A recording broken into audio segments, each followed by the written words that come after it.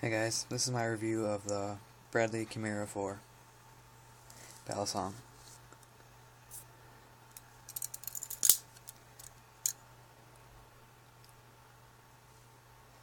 And locked up. It's got a really solid lockup. And it is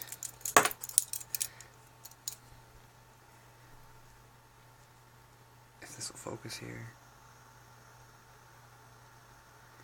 Well, it's made in the USA. Yep, there it goes. Okay.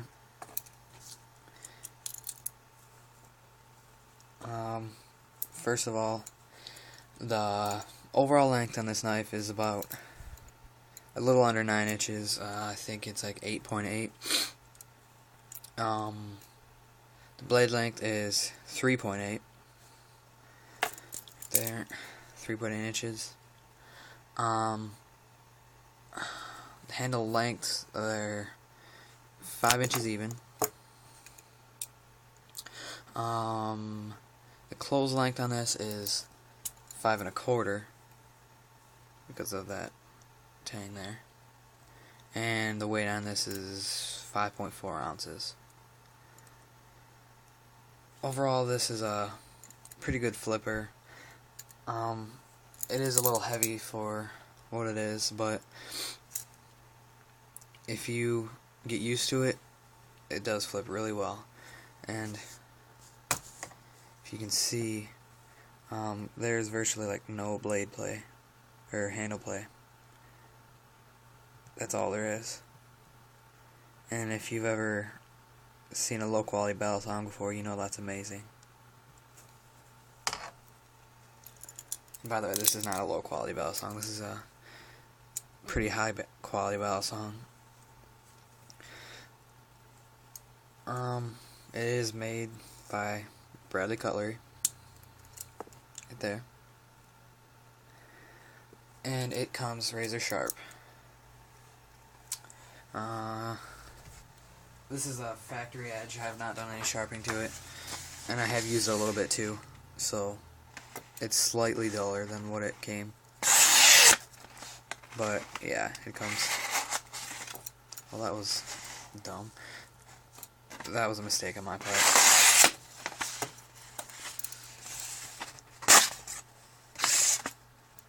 Well, that was I have had tape on this and have used it lately. As you can see there, it is pretty sharp. For Balisong at least. Well, handle material is 410 stainless. I don't really have much to say on that. It's just a handle. And the blade material is 14C28, I believe.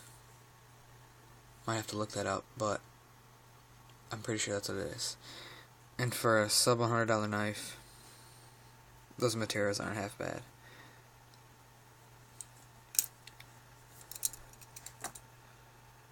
There you go. It has normal pins. It doesn't have Zen pins, as you guys can see. There's cutouts in the handle on each side for the pins to fall into. And the lockup in this knife is really solid, as you can see there.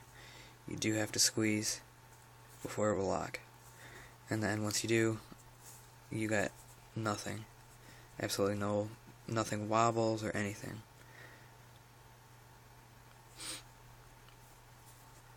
This is the Kimura IV, and the Kimura, I think after the 5, or the 5 and after, have slots and down the handle instead, like long ways instead of sideways like this.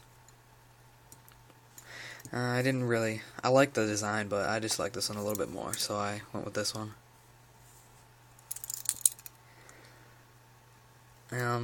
The hardware on this, as in the screws, are black, which I think gives it a pretty cool look. You can see there. The sandwich construction is really strong. You get no play in this whatsoever.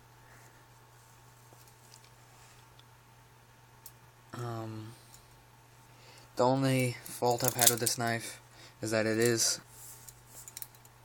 kind of heavy, since I was used to a lighter knife around like 3.5 ounces, and this one went up 2 ounces, so yeah, that was a change. And the latch, although I would prefer a spring latch, this T-latch is fine, but really the only problem is that sometimes it lands like this. Not all the time, but if I'm doing a move kind of slowly, the latch tends to get caught in between the handles. But the latch will never touch the blade. It does have a gate, well, not technically a gate, but what they use to keep the handles together acts as a gate, as you can see. The lockup open is just as solid as closed.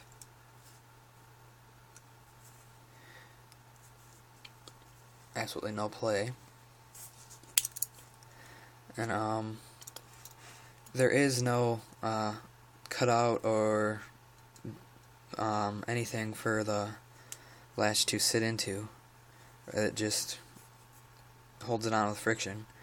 And yeah, as you see on like the Benchmade 51, I believe, has a cutout for the latch, but you're also paying a lot more for that one. I think probably $70 to $100 more for a Benchmade 51 than for this.